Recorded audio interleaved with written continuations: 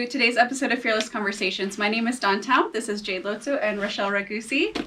We are excited to dive into lots of hot topics today. So the interesting thing is most of these topics you probably would think, oh, I shouldn't talk about these at the dinner table with family, but that's what we're going to do here. We are going to dive into the hot topics because they're important, and there is a lot of noise going on right now, and sometimes these conversations can cut through noise. And so the first thing that I'm excited to talk about is cancel culture. And this is something I know that we've all discussed previously, but just never on camera. And there was just such good conversation that came out of that and insight. I was like, we've got to dive into this topic again on camera because, there was just a lot of great insight that came from that. And so with cancel culture, one thing I wanted to reference, which most people have probably heard about, was when J.K. Rowling, who wrote the Harry Potter series, put out this letter. It had 150 scholars and authors that signed off on this letter. And it really just basically talked about how we're deteriorating in our society if we don't allow free speech and the discussion of ideas that we don't always agree with. And the interesting thing about this letter is there was a portion of this letter where she even went against Trump, and it was a left-leaning letter in a lot of ways, but at the same time what she was saying was that we have to be able to express ideas and have conversations without all this fear of being canceled. And so even though this was a very left-leaning letter in a lot of ways, and her belief systems are somewhat left-leaning, she got so much attack and flack from vocalizing that there should be an allowance for these conversations. And so I thought that was really interesting. It was published in Harper's Bazaar. She ended up doing like a follow-up statement on her website. And, even coming across the news in the last couple weeks, there's been 2 educators in Pennsylvania who lost their jobs because they posted a political meme or a political statement on their personal Facebook page. And it was just, to constantly be reading the stories, I'm sure we all could list article after article that we read or stories that we've heard about people being canceled because they shared something that the organization that they work for didn't like, or that, got blown up in the media, whatever the case may be, and they were facing being canceled. And I completely agree with what J.K. Rowling had said in this letter, that we're moving backwards when we can't have conversations about tough things that we have a difference of opinion on. And it's a dangerous, slippery slope. And even, with what we're doing here, we're tackling topics that we know that people have strong opinions on. But like I was saying in that first promo video we did, there needs to be more conversation, not less, and dialogue, not monologue. And if you're really afraid of an idea of being expressed, it comes down to asking yourself, why are you afraid of that idea being expressed? Why can't we all just say where we stand on an issue without this constant fear? And so I'm just curious what you ladies are thinking about where you see this going with cancel culture, and just kind of your take and opinion on where you stand with that. Well, I think we see it so heavy, and I think even just talking about maybe the last episode when we talked about our fears of kind of doing something like this is, a decade or 2 ago, I don't think we necessarily would have had this fear, but now we have to think, is my future career or my career that I'm at right now in jeopardy of being canceled because I'm saying something that goes against the mob, basically. And we see it all the time. And you mentioned the teachers, and I'm going into the field of education, and it has been very hostile, a hostile field towards Republicans and conservatives and anybody. Even this one teacher who really just said, he didn't even take a stance, he just said, I'm just going to say it, Donald Trump is our president. That's it. And he lost his job. He tweeted it on his personal account. He wasn't going after anyone. He just, it just kind of festered up probably. And he just made a statement and he lost his job. But then you see, professors, even here in Iowa, professors, and I don't want to say which college because I can't remember. I know it was either the University of Iowa or Iowa State, and she put out this whole in her syllabus, you can't take this stance against abortion and all these things. You cannot take this stance in my classroom or you will be asked to leave. And she did get reprimanded, which is good, but she kept her job. And so she can put out this syllabus and basically threaten her students and keep her job because she's on the left side of the aisle, whereas a conservative can't even just make a statement. Mm-hmm. And so I think we do need to push back strong against this cancel culture. And I've even heard, pastors say there's been pastors that have had churches shut down just because they take a stance on something that isn't popular. And so now you'll see pastors today and they'll say, I can't get on Facebook, I can't get on Twitter, I can't share my political opinions because I'm afraid of what will happen to my church, or what will happen to my reputation, so I just have to be quiet. And I think, and that is the goal of cancel culture. It isn't just I disagree with you and I don't, and I'm just going to walk away. It's if you don't agree with everything I agree with, then you're going to be completely done. I'm going to cancel you. And that's what cancel culture is. And I think that it's extremely dangerous, and it is a great threat to our freedom of speech. And so I think we do need to have more people pushing against it. And especially, and that's what I love about when even liberals will come out, like you talked about, because J.K. Rowling is not a conservative by any stretch of the imagination. Mm-hmm. And you'll even hear people like Ricky Gervais, who he's not even a Christian, and he's said things that I was like, okay, that's kind of out there. But he's such an advocate for this free speech, and he's pushing so hard against this cancel culture. And I think that we do well to link arms with people on the other side of the aisle when they're advocating so strongly for this. And I think, and he even says, I really just love this quote that he says, just because you're offended doesn't mean that you're right. And he says this a lot, and I love that he says that because it's so true. We just want to cancel people because we're offended.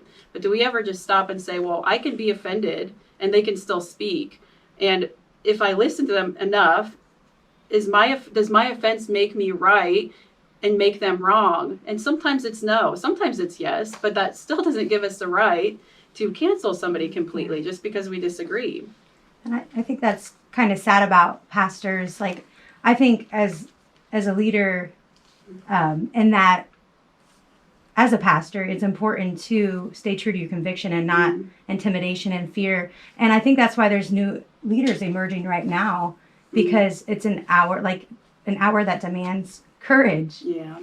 And I think that there's people that, like, that's why I feel your heart starting this and why we've joined alongside, is because it's stirring in our hearts. And I know there's more like us that don't know how to maybe put words to, or how do we fight this, or how do we stand true to our convictions, and how important that is. And the fact that, so I'm excited that new leaders are emerging from that. And even that, like, the mob is so finicky. And I think that's just a great example of J.K. Rowling's speaking out, because I think she sees the danger in that, because at one day you might be on the side of the mob, yes. Getting attacked. And so just pointing that out, the dangers of that. And I love, like, just thinking about, even in Jesus's day, like, the mob was, you see that one day he was going in and they were, Hosanna in the highest. And then, like, 3 days later, kill him, put him on the cross, and that's just a good example of how finicky, and we need to think as individuals and, be aware of mob mentality in that sense. Are we just going along? Are we just trying to fit in? Are we staying true to our convictions? And so that's my prayer for leaders right now, is that they would have courage. And I think we're going to see a lot of new leaders emerge from this, because we need courageous people. Yeah. And I wrote that in my notes. It's so funny that you brought that up about the mob, because I put, what happens when a new mob forms? One mob takes over the other mob, because you even see people that are so hard on the left today, and you look back at their content from, a decade or so ago, and what they put out then, they'd be completely canceled for today, but they just happen to latch a hold of and find their place within the mob. So certain things can be overlooked from certain people. Right. And I think we see that a lot too. But even along that line, we do need to have opportunity for grace and give people the opportunity for redemption. Even if it's something that was completely wrong, that was completely offensive and wrong, they need to be able to have the opportunity to be redeemed from that and to be shown mercy and grace. And then even if it doesn't come, I'm not going to apologize for some of the things that I believe, that I just know to be true. But I still deserve to have a voice. And so I think that it's a working system for that. You need to have the opportunity for grace and mercy, but you also need to have the opportunity to coexist with people that just do not agree with you. I think that's important to notice that too. That reminds me of Roseanne Barr and it's important, even if someone's mistake fits your narrative, and you can just crucify them and just totally they're worthless and put them out.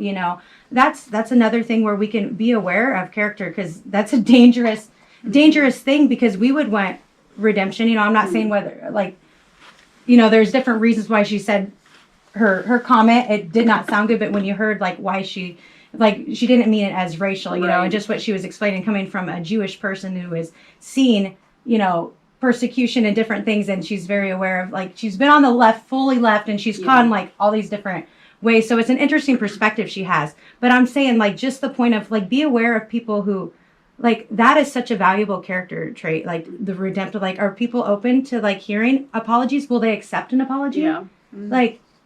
How we that's so important. How are we going to bridge gaps? How are we going to heal? How are we going to grow together if it's just I'll only accept it if it's you fit into my idea? We have to be aware of that. And that's too, though, because there is, again, another balance, because we have to leave room for redemption. But when you look at cancel culture, what they're wanting is for you to join their side. So this is, I'm going to cancel you unless you agree with everything that I agree, and you need to state it publicly, because we see so many people being pressured into apologizing for things they really don't need to apologize for. And I was listening to, I can't even remember who it was. I was listening to somebody, and he compared it to a zombie outbreak. And it's basically you're going to become a zombie like me, and you're going to apologize, and you're going to join my side, or you're going to face adversity. You're going to be running the rest of your life from us.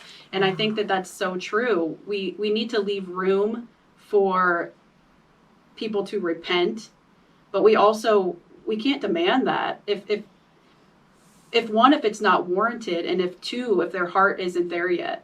And so there's just such a danger just in cancel culture altogether. There's just so many aspects and flaws to it that it is just really important to be speaking out and pushing against it. I agree. And I think too, just with the mindset that the people that are proponents of cancel culture have, it's so negative and it's so counterproductive, because I think when you do see the growth that happens with people over time, where their maybe thoughts and opinions do change, and there's an evolution over time of how they've learned to see things from a better perspective, cancel culture totally discredits that growth that's happened. And that's something we should be celebrating. We should be celebrating if somebody had an opinion that over time they realized, hey, that maybe I was in a different place in my life, and that's how I saw things, but I've grown, things have changed, and this is where I'm at right now. And we just totally overshadow that. And cancel culture creates this fear that, I can't even speak out about how I feel, because,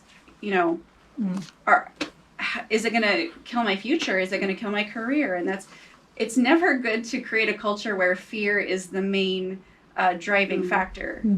It's just not the mindset I want to raise my kids with, that they have to live in fear, and it's not the world I want to leave my children, that, you need to be afraid of what you say, because this could come back and bite you in 5 or 10 years. This is how growth happens. You make mistakes, you have failures, you say the wrong thing, you get it wrong. But if you constantly suppress people to not even allow them to make the mistake and say the thought out loud, it's you miss that whole opportunity for growth. And there's just, that's not the prime or best way to live life, is feeling like, I have to just be suppressed and not say my thoughts, because you just miss out on all that growth. Right. And you see, if you just kind of peel back the layers of how we've gotten here, I almost feel like this cancel culture, if you take it back one layer before that, political correctness. And I feel like this is another severe layer of conformity. And because political correction, it was more subdued, it sounds good, but really it was trying to dilute people from getting, staying true to their convictions, and really form this neutral thing. But things will ultimately, people, we're anchored by our beliefs. And so peeling back the layers to see where are these thoughts coming from, where are ideals taking us. And again, I think it goes back to just being aware of what are the beliefs behind this, because it could sound good, but we need to dig deeper and see, really see where we are. Yeah. And I think too, it reminds me of when the term snowflake was going around, don't be a snowflake. cancel culture creates that mentality of, oh, I can't handle somebody else's opinion. It creates the extreme emotional reactions where you can't even sit and have dialogue because you're building up emotionally because you can't handle the opposing viewpoint. That's not growing any sort of like stamina or strength or resiliency to be able to have true productive dialogue to grow as a person. And so it's just, I completely agree with everything you're saying. It's just, it's not the direction that we want to head, and it's counterproductive.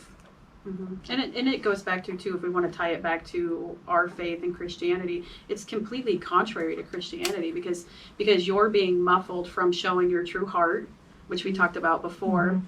And also sanctification is a process. So you start somewhere and then you get, it's a whole process to get somewhere else. It doesn't happen overnight, but you also don't stay silent in that growth process. You know what I mean? And you're sharing your heart, and again, God leaves room for redemption. And so I think cancel culture is just completely opposite of God's grace.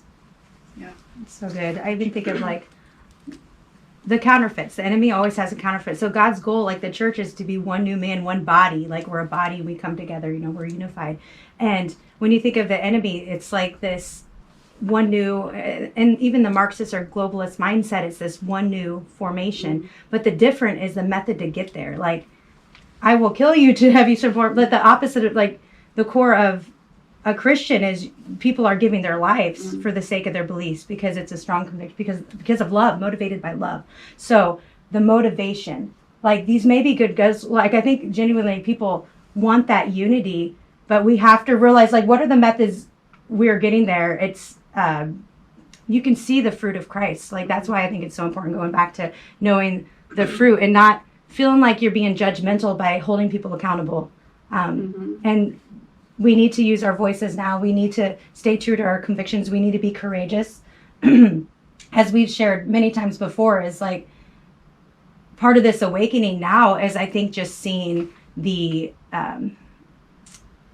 divide before us. And I think that it's actually, I did save this because this, I think this is so good. I think this goes with what we're talking about. But I think it's a good point because sometimes people could look at scriptures and be like, but this says this, and then you'll read something else that contradicts. But that's why we need Holy Spirit. He helps us connect the dots. And there's certain seasons for certain things. Like this is the word for right now. And it's so important for us to be awakened, like what's our right now word? Because if it's a time of war, we can't be saying peace, peace, peace if we need to stand up and be courage and fight. And of course, our warfare is like, we're not going to go kill people. Right. It's a spiritual battle, and we understand that. But even this, so Luke 12:51 says, "Do you suppose I came to grant peace on earth? I tell you no, but rather division." And this is what Jesus said. But then Jesus and his apostles spoke often of the need for unity. So why would he say this? Because true unity is usually elusive until divisions illuminate the real important issues. So I feel like it's uncomfortable. Like we're seeing this great divide in this valley of decision. But the good thing is we are going to be able to unite on really important things. And the beautiful thing about it too is that in this shaking, there's a place, that we can find unity. And if you don't know what I keep thinking of the phrase, if you don't know what your enemy is, how can you deal with him? And so I feel like we are being able to see what are the true enemy. And I feel like right now for our nation, it's these ideals that is going to lead to destruction and globalism. And I don't think it's time for that. And it doesn't mean we're nationalists and we're just like, we don't care about the world. But the beauty of nationalism is like you're owning who you are, and you're not and conforming to something that's like obviously the core of our beliefs are attacked right now. And how can you reach out and help the rest of the world if you're not in a position to help? So we're going to get America to a position where they're not able to reach out to anyone else if we keep going down this path. And so I think that's, we often get that misconception where, conservatives are so selfish and they only think of America. And you do hear that sometimes on the right where everything's America first. But part of it too is you have to take care of you where you're at so that you can then take care of others. And you're not going to be able to do that if we keep heading down this and we keep demonizing America, and so. So true. Yeah. And I think just like it feels like the pendulum is like way over here I mean, my hope is knowing that I don't think that's sustainable when you're just canceling everybody. No. It's got to swing back, and you do see people speaking up more and more about it. I just think we just have to continue that process of standing up and speaking truth and not backing down. Yeah. And like what you were saying about the time and the season that we're in right now. Right. was Even with the pendulum, like even with nationalism, like you don't go too far, but you're it's ownership and you're celebrating other nations. It's not like everybody needs to be like me, like you're making people conform. It goes back to that, like you're